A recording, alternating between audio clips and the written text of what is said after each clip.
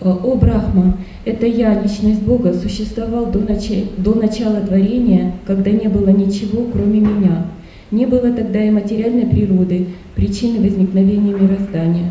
Все, что ты видишь сейчас, тоже я, личность Бога. И то, что остается после уничтожения, тоже я, личность Бога. So this is the first verse of the Chatushloki Bhagavatam. Это первый стих из Чатуршлоки Бхагавата. Now Srila Prabhupada in his purport, he gives a very long, several pages purport. Прабхупада дает очень длинный комментарий к этому стиху. And before we start reading the purport, перед тем, как мы начнем читать этот комментарий, we can just go over the four, chatu means four verses. Мы пройдемся по этим 4 стихам. Чатур означает 4. With a I give a very short explanation, just a couple of lines for each verse. Я очень кратко объясню каждую строчку стихов. That you have a basic, a very short overview of these four verses. Чтобы у вас было такой базовый, краткое представление об этих 4 стихах. And similarly, we also have the Chatushloki Gita. У нас также есть Чатуршлока Бхагавад-гиты. The most important 4 verses of the Bhagavad Gita. Самые важные 4 стиха Бхагавад-гиты. 10th chapter, verse 8 to 11. 10 глава, стихи 8-11. These are the Chatushloki Gita, and here we have second canto, 9th chapter, verse 33 to 36. Вот, а в Бхагаватам это 2 песнь, 9 глава, стихи с 33 по 36. These are the 4 essential verses of the Bhagavatam.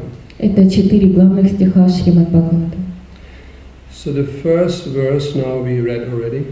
Первый стих мы уже прочитали. Следует особо отметить, что, говоря с Господом Брахмой, личность Бога обращает все его внимание на себя, подчеркивая, что Он, Верховный Господь, существовал до творения, только Он один поддерживает это творение, и только Он останется после его уничтожения. See, this is already the very important information. Вот уже очень важная информация. Because so many people who don't have any knowledge of the Srimad Bhagavatam. Потому что многие люди, у которых нет никакого знания из Шримад Бхагавата, They might wonder, they ask questions, what is happening after death. Они не знают и спрашивают, что же происходит после смерти. What about this universe? Что происходит со Вселенной? What was before the manifestation of this or creation of this universe? Что было до создания или проявления этой Вселенной? They ask all these questions. Они задают все эти вопросы. And here we have the answer already. А здесь вот уже есть ответ. What is happening after death? Что происходит после смерти? Krishna is there. Кришна — это смерть. And after the annihilation of the universe, Krishna is there. После разрушения Вселенной остается Кришна. That's the first reply. Это самый первый ответ. In other words, what's the cause of all causes? Другой момент — это в чем причина? It is I, Krishna says. Причина в желании, говорит Кришна. Brahma is also a creation of the Supreme Lord. Брахма — это тоже творение Верховного Господа. Although Lord Brahma is the very first created living being in this universe. Хотя Господь Брахма — самое первое сотворенное живое существо в этой Вселенной. And therefore some might consider Lord Brahma to be the original Supreme Person.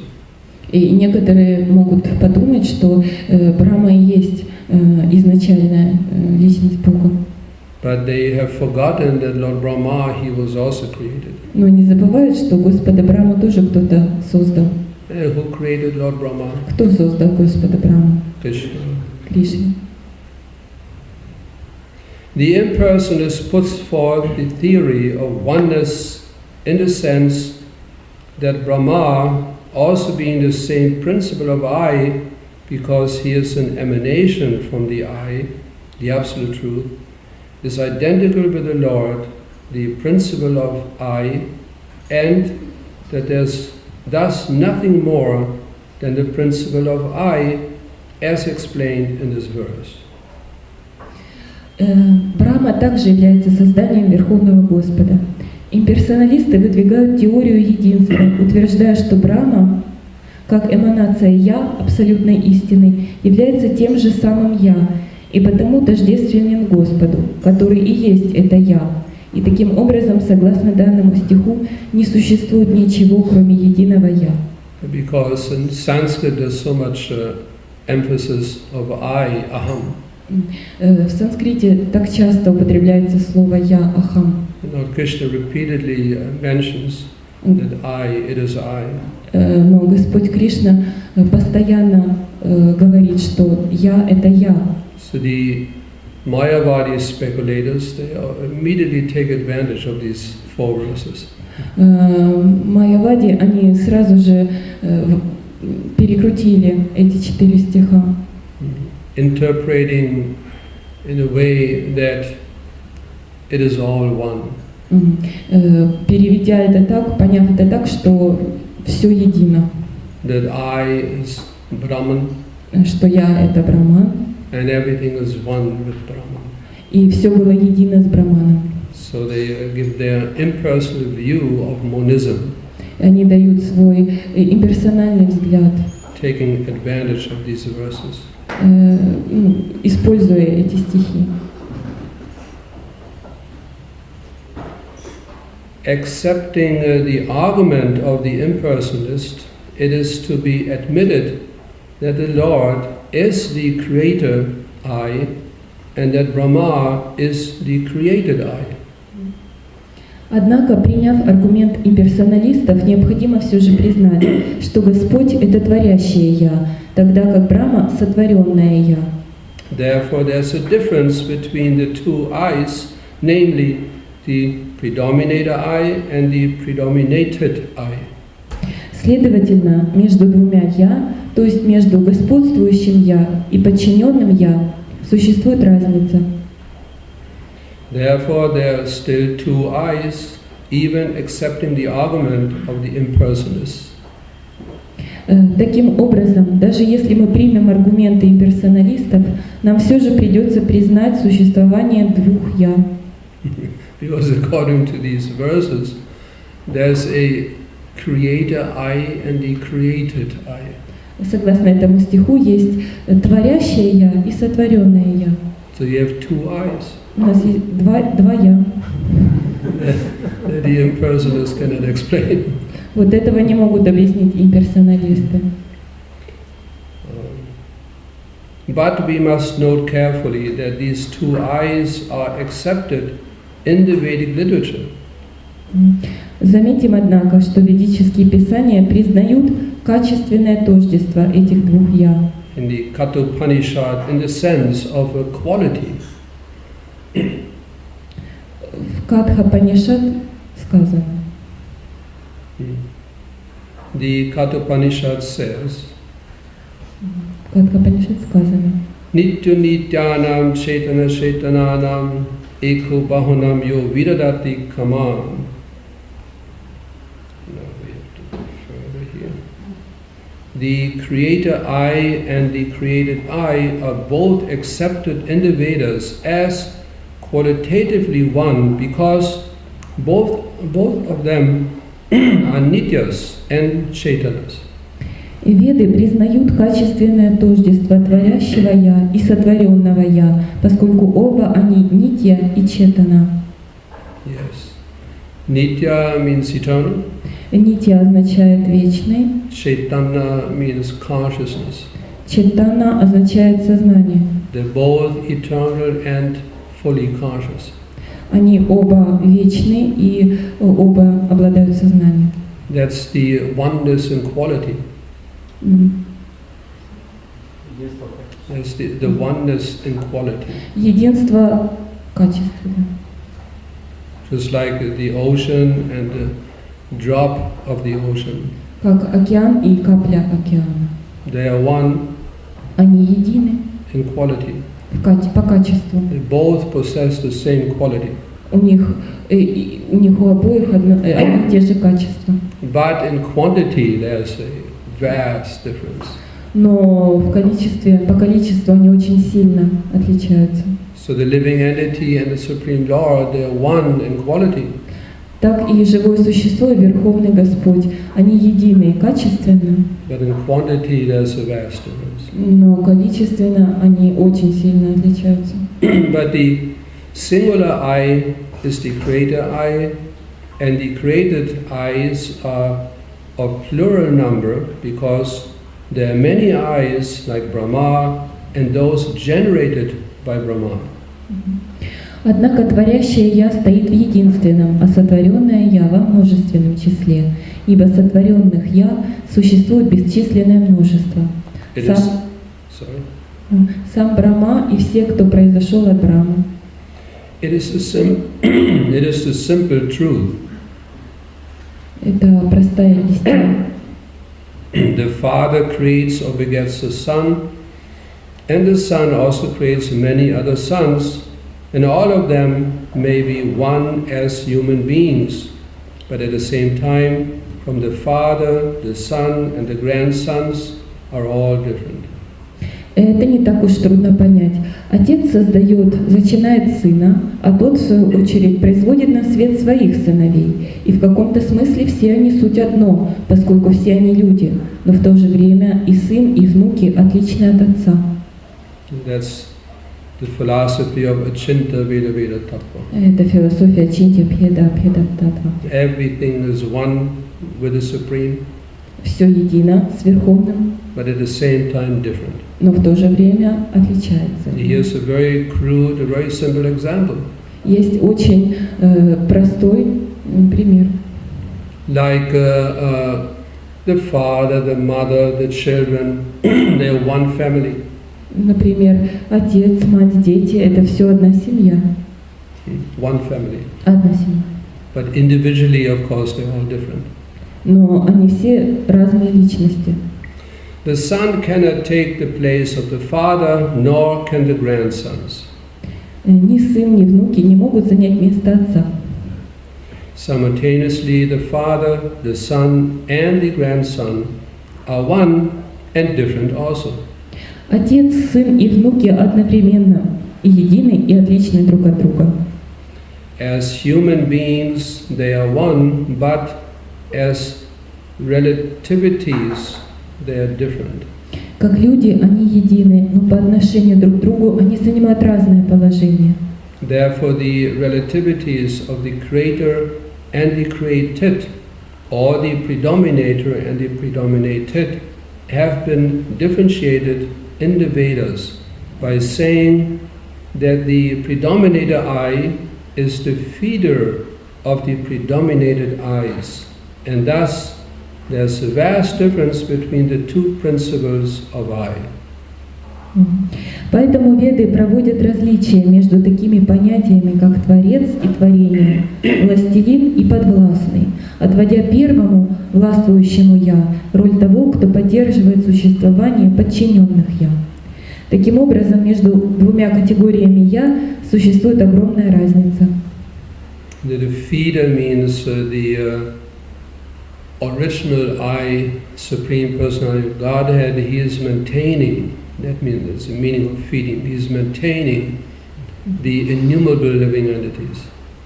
Поддерживающий означает изначальное Я. То есть он поддерживает все остальные живые существа. I remember one lecture by Шрила Прабхупада. Я помню одну лекцию, которую читал Шрила Прабхупада.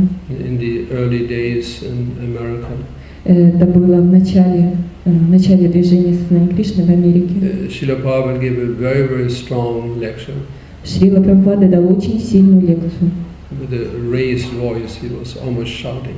Он повысил голос, он почти кричал. And he made the point.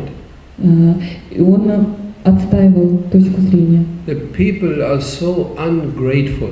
Что люди неблагодарны. He repeatedly mentioned they are so ungrateful. Он это повторял много раз. Они так неблагодарны. Because we are receiving everything from the Supreme Lord. Мы получаем все от Верховного Господа. The air we are breathing. Воздух, которым мы дышим. It is given by Him. Это Он нам дает его. The sunshine. Солнечный свет. All the different foodstuffs we're eating daily. Все эти виды продуктов, которые мы едим каждый день. Our body, everything is being provided by the Supreme Lord. В нашем теле все функционирует благодаря Верховному Господу. The planet we are living on. Планета, на которой мы живем. The entire universe. Вся Вселенная. Everything is provided by the Supreme Lord. Все дает нам Верховный Господь. And people are so ungrateful. А люди так неблагодарны.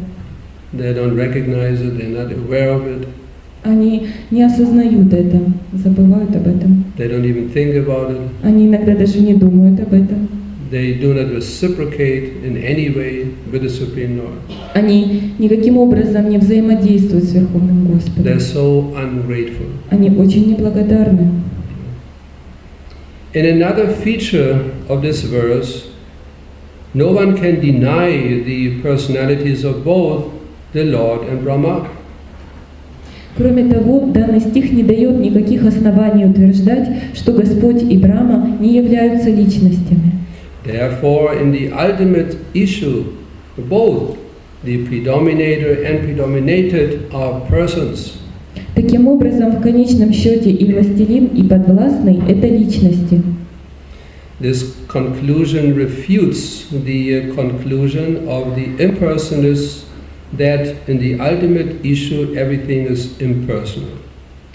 Таким образом, в конечном счете таким образом, данный стих опровергает вывод имперсоналистов, утверждающих, что в конечном счете все сущее имеет безличную природу.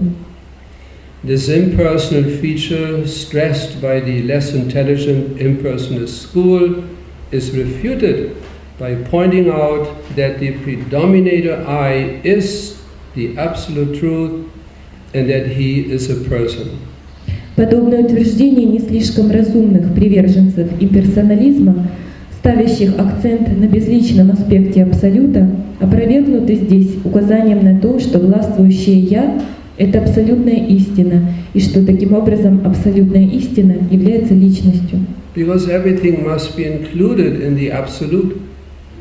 Абсолют должен включать в себя все. We are persons. Мы личности.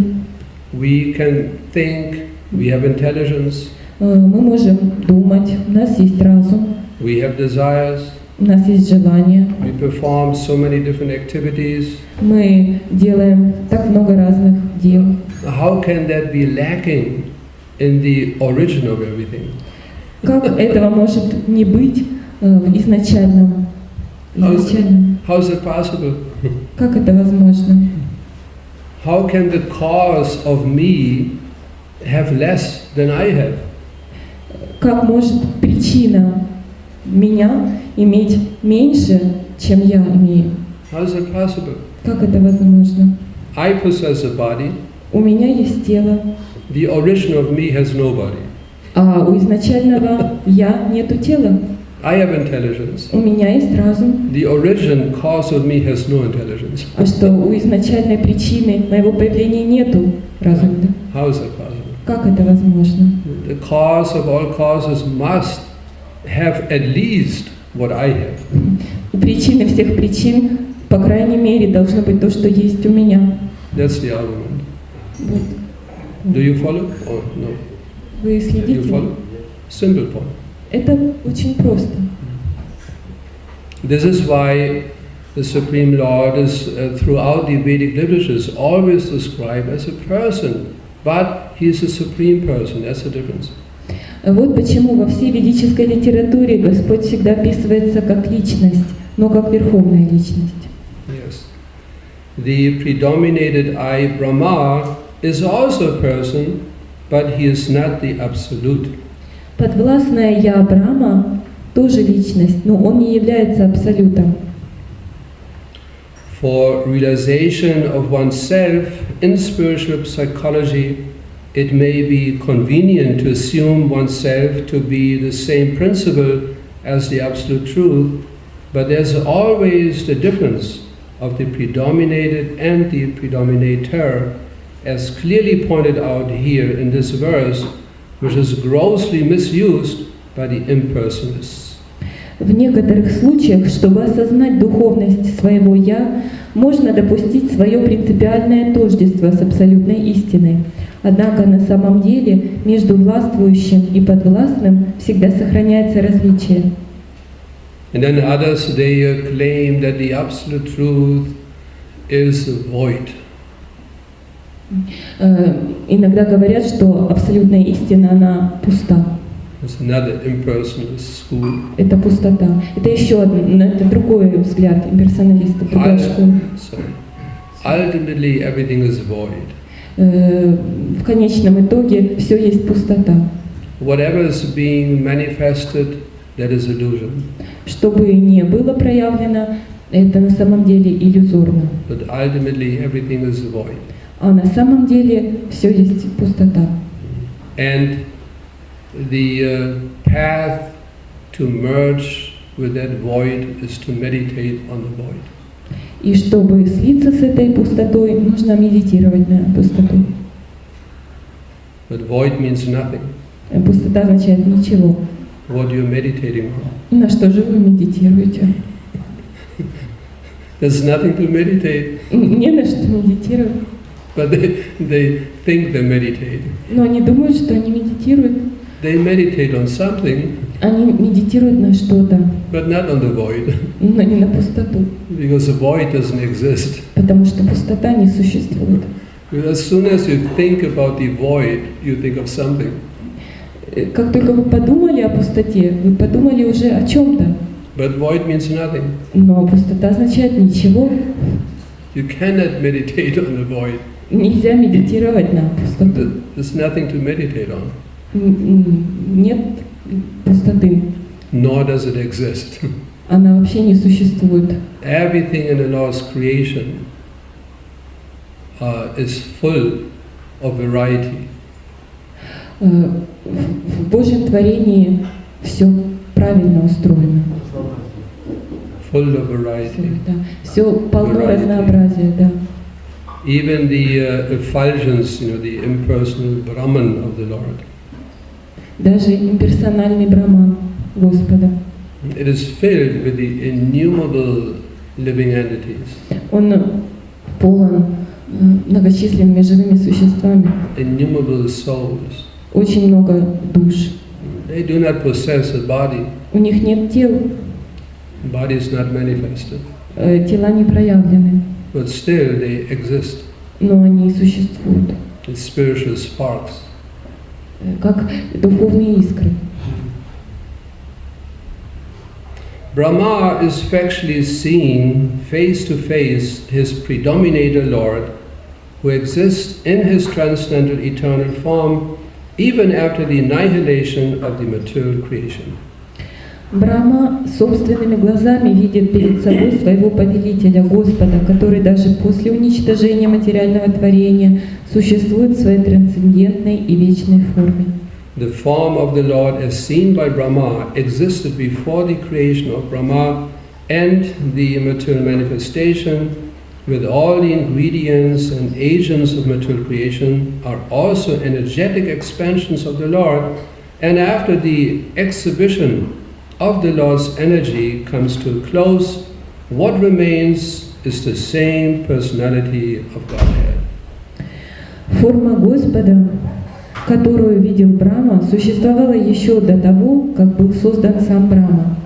Материальное проявление со всеми его компонентами и действующими началами материального творения также представляет собой энергетическую экспансию Господа.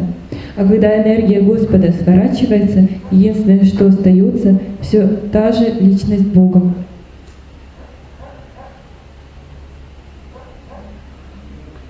Yes.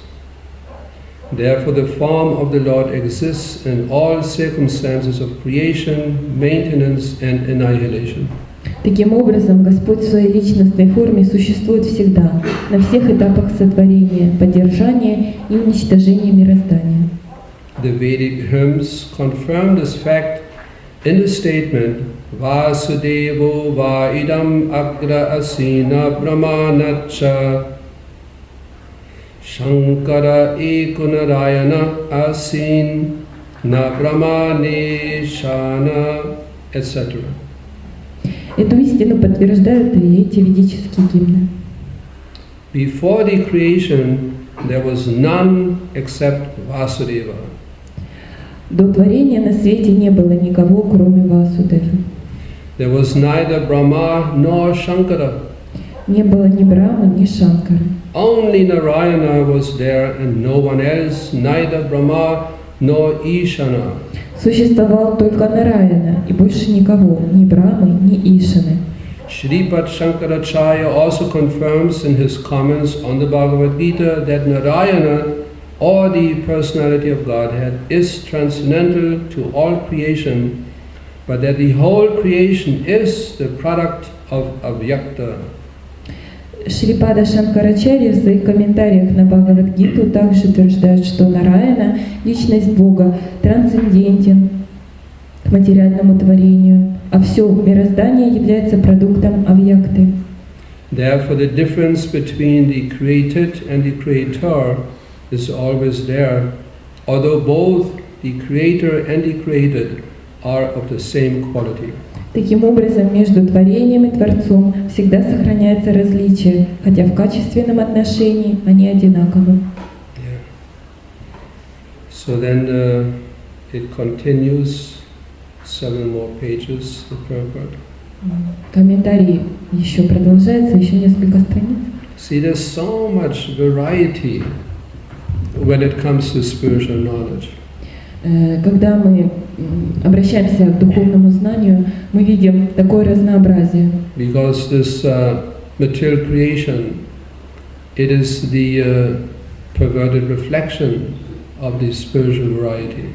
Потому что материальное творение – это перевернутое отображение духовной реальности. And the reflection is always less than in the origin of the reflection.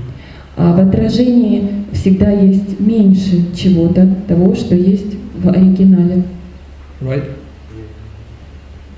Like a tree reflects on the water. Как, например, отражение дерева в воде. So in that reflection you also see, you see the form, the color, so many things of the tree. В отражении вы тоже видите форму, цвет дерева. But the substance is missing. Но отсутствует сам материал. The third dimension is not there. Третьего измерения там нет. The flowers don't have any smell. Цветок не пахнет в отражении. Less, reflection always less. В отражение всегда имеет меньше качеств. So here in the entire material creation there's so much variety. В этом творении такое огромное разнообразие. Now imagine in the origin of the reflection of the material creation, the spiritual world, how much more variety there must be. И представьте себе, даже если в отражении такое разнообразие, то какое же разнообразие в изначальном духовном мире. And in this material world, there's so much knowledge about so many different things. В этом материальном мире у нас есть столько знания о разнообразных вещах. There was one professor. Один раз был профессор. His whole life he just studied the nature, the behavior, everything just of a few insects. Он всю свою жизнь посвятил изучению природы и каким-то повадкам каких-то нескольких видов насекомых. That was the subject matter of his dissertation. Это была тема его диссертации. He published so many books. Он опубликовал много книг, displaying all his, his whole life gathered knowledge of a few insects. Всю жизнь свою он получал знания о 2 насекомых. And similarly, you have so many other sciences of material knowledge. Точно так же можно сказать, что есть так много разных наук. Some study their whole life the ocean. Некоторые всю свою жизнь изучают океан. Others so many other species of life. Другие ученые посвящают себя другому. Astronomy and so on and so forth. Астрономия, например. Now you can imagine how much knowledge there is in spiritual knowledge. Теперь представьте себе, сколько знаний есть в духовном мире. The origin of all the material variety, how much more knowledge there is. Сколько же знания в этом изначальном знании, которое... We can, like Bhaktisiddhanta Saraswati Thakur, he just on the first verse of the Bhagavatam, he lectured for months. Just one verse. Бхактисиддханта Сарасвати Такур, он давал лекции месяцами по одному тому же стиху из Бхагавата. And Srila Prabhupada, he talked for thousands and thousands of hours just about Krishna, Krishna consciousness. Прабхупада говорил 1000 часов и всего лишь говорил о Кришне и о сознании Кришны. It is a science, the science of Krishna consciousness. Это наука, наука сознания Кришны. If we are sincere, it will occupy the rest of our life. Если мы искренны, то она займет всю нашу жизнь.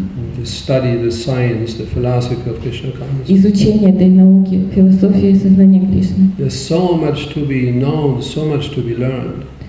Там есть столько всего, что следует узнать и изучить. The whole idea of all these studies is to properly understand Krishna and to come to the conclusion of fully surrendering unto Him.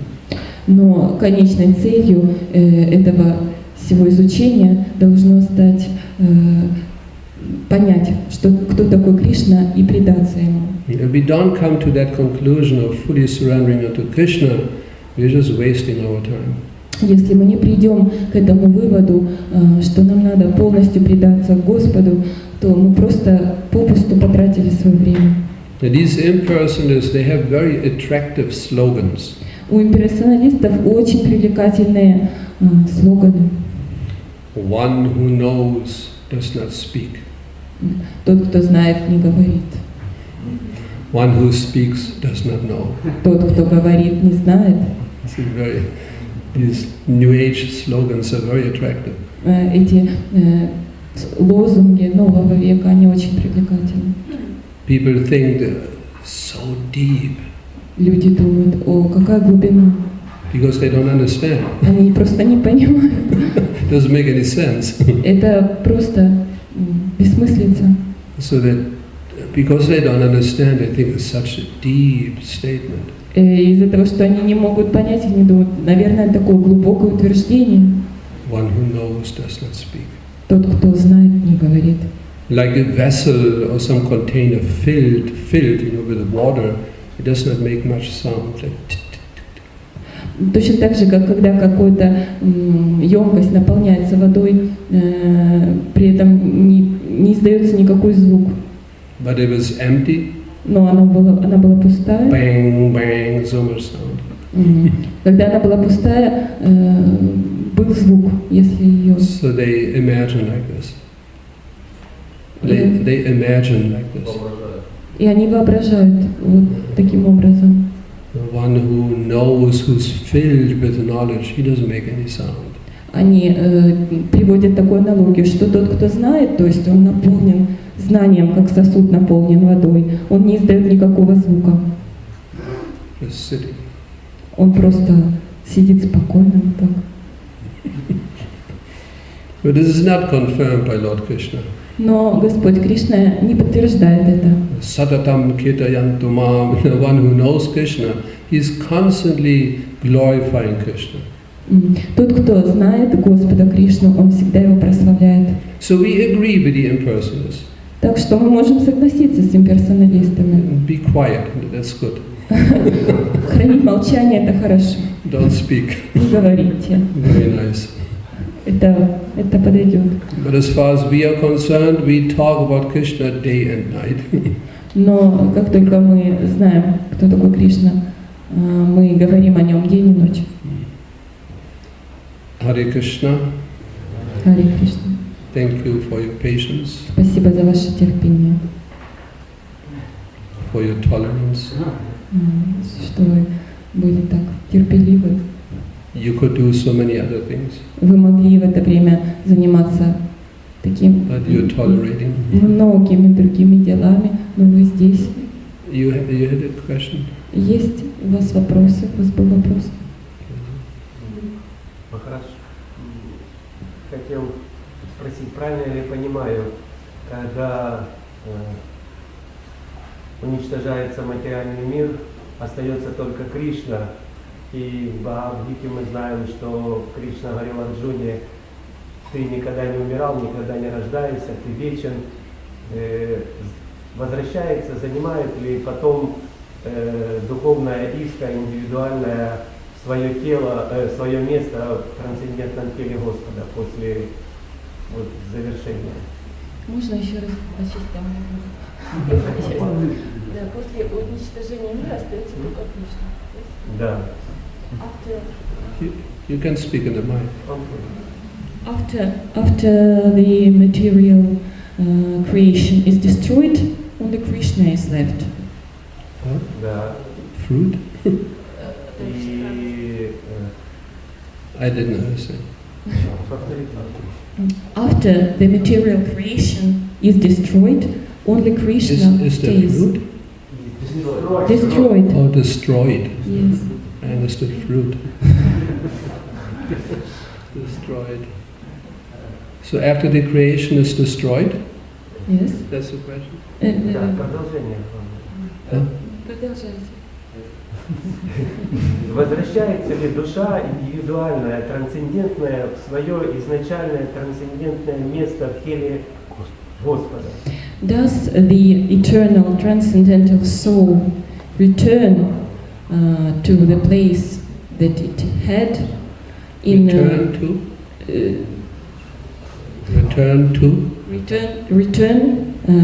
to the transcendental body of the Supreme Personality of Godhead? Yeah, to Mahavishnu. Да, в Махавишну. When the universe is being destroyed, Когда annihilated, Вселенная разрушается, then all the innumerable souls residing in the universe, they all enter into the transcendental body of Mahavishnu. Все эти души, которые были в материальном мире, они возвращаются в трансцендентное тело Господа Махавишну. And then with the next creation of the universe, и когда Вселенная творится снова, создается снова, they all come out again. Они снова все выходят. And they what is happening? And then they continue where they left. И они продолжают с того момента, на котором они остановились. So all their karmic reactions are being stored. То есть как бы все кармические реакции, они как бы консервируются, сохраняются. And when they come out, then the karmic reactions again begin to manifest. И когда они выходят, снова заселяют материальный мир, кармические реакции снова проявляются. And according to their specific karmic reactions, then they will receive a certain body on a certain planet in a certain universe. И в соответствии со своей кармой живое существо получает определенное тело на определенной планете, в определенной вселенной. This is just one tiny example of Lord Krishna's intelligence. Это всего лишь один крохотный пример, каким разумом обладает Господь Кришна. He remembers the karmic reactions of all the innumerable souls in the universe. He remembers. Он помнит кармические реакции всех бесчисленного множества душ, всех вселенных. And he provides accordingly the form, the body. И он дает этому существу соответствующее тело, форму. Not only one universe. И не только в одной вселенной, innumerable universes. в бесчисленном множестве вселенных. So we, according to our frog-like, brain, we think that an entity cannot possess such vast intelligence. It's just not possible. Мы рассуждаем как лягушки, которые ничего не видели. Мы не можем себе представить, каким интеллектом может обладать Господь. This is why some people, they think it is more convenient, easier to just become an impersonalist. Некоторые думают, что стать имперсоналистом это проще. This is all just illusion. Это считать, что все это просто иллюзия. The truth is just the oneness. Everything is just one. И истина в том, что все едино. They take shelter in that. В этом они находят прибежище. Because to accept that one person possesses such an intelligence, it is impossible. Потому что допустить, признать, что одна личность может обладать таким разумом, это очень сложно. But a devotee accepts. Но преданный принимает это. Yes, Krishna has that intelligence. Да, у Кришны есть такой разум. The devotee is not envious of Krishna. Преданные не завидуют Кришне. I don't have such intelligence. У меня нет такого разума. But Krishna has. Но у Кришны есть. So rather being envious and turning away from Krishna. Так что, чем завидовать и отворачиваться от Господа, seeking some alternative to the manifestation of this world. Ища какую-то альтернативу этому миру. The Big Bang theory and so many theories are there. Как, например, теория Большого Взрыва и все другие похожие теории. The devotee recognizes Krishna's position. Преданный вместо этого он признает положение Господа. Krishna, he is the supreme. Кришна, он верховный. He has such an intelligence. У него есть такой разум. He has such a power. У него есть такая сила. He is the most powerful, the most intelligent. Он самый сильный, самый разумный. Aishvayasya, Samagasya, Viryasya, Yashashashriya. All the 6 opulences exist in Lord Krishna in full and eternally. Все эти 6 достояний, Господь обладает ими в полной мере. This is why he surrenders to Krishna. Вот почему преданный предается Господу Кришне. No doubt. Без сомнений. Free from envy. Без зависти. Those who are free from envy, they can appreciate Srimad Bhagavatam. Вот те, кто не имеют зависти, они ценят Шримад Бхагаватам. Nirmatsaranam satam, nirmatsara, there's no envy. Нету зависти. They just accept. Они просто принимают and surrender to Krishna. И предаются Кришне. So I think we can stop here. Думаю, мы можем остановиться на этом. I don't want to hold back your breakfast. Не хочу задерживать ваш завтрак. It's a very important aspect of Krishna consciousness. Это очень важный момент сознания Кришны. And we have to also give our thankfulness to the translator. Также должны поблагодарить переводчика.